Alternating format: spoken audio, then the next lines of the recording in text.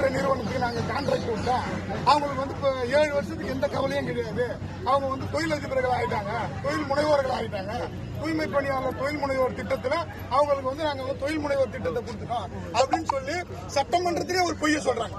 K.N.. Nehru அவர்கள் நம்ம உள்ளாட்சித்துறை அமைச்சர் சட்டமன்றத்திலேயே ஒரு பொய்யை சொல்றாரு.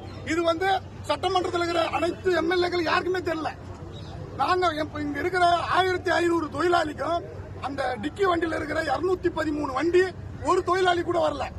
ஆனா எல்லா தொழிலாளியும் வந்து தொழில் முனைவர் ஆயிட்டாங்க.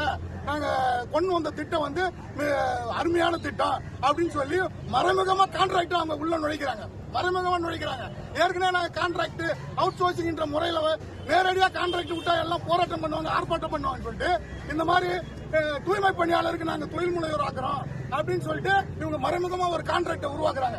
நாங்க கேட்கறதெல்லாம் 10 ஆண்டுகள் நீங்க சொன்னீங்கல்ல, நாங்க ஆட்சிக்கு வந்தா 10 ஆண்டுகள் ஆனவனே நாங்க வந்து நிரந்தரப்படுத்துவோம், ஒப்பந்த தினக்கூலி தொழிலாளர்கள் நிரந்தரப்படுத்துவோம் சொன்னீங்கல்ல, முதலமைச்சர் சொன்னார் இல்ல, அதை ஏன் நிறைவேற்றல? அவர் நிறைவேற்றலன்னு சொன்னா அதுக்குதான் இந்த டிக்கி வண்டி குத்துக்கிறாரு. இந்த 10 ஆண்டு வேலை செய்யறவங்க வேலையை விட்டு தூக்கிட்டு அந்த கோரிக்கை யாரும் வைக்க மாட்டாங்கல்ல. புது ஆட்கள் வந்து டிக்கி வண்டியில வந்து அவங்கள வேலையை வச்சு எங்களை வேலையை விட்டு தூக்குறதுக்காக தான் அவர் ஐடியா பண்ணி இந்த செய்யறாங்க. இதுதான் அவங்களுடைய நோக்கம். அந்த டிக்கி வண்டி எல்லாரும் இறக்கிட்டாங்கன்னா இப்ப ஏற்கனவே 10 ஆண்டு 15 ஆண்டு 20 ஆண்டு வேலை செய்யறவங்களா வேலையை விட்டு தூக்குற ஒரு கணக்கில் இருக்கிறாங்க.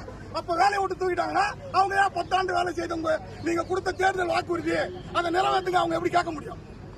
அதனால இது வந்து முழுக்க தமிழக அரசு இதை வந்து எங்களை தூய்மை பணியாளரை வஞ்சிக்கிற திட்டம் தான். நீங்க சொன்ன வாக்குறுதிய உடனடியாக நீங்க உங்களுக்கு இன்னும் ஓராண்டு தான் இருக்குது.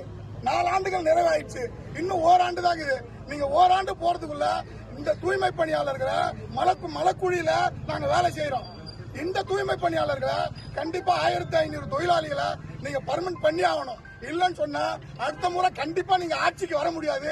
இந்த தூய்மை பணியாளருடைய ஓட்டு உங்களுக்கு கிடையாதுன்னு சொல்லி நாங்க தெரிவிச்சுக்கிறோம்.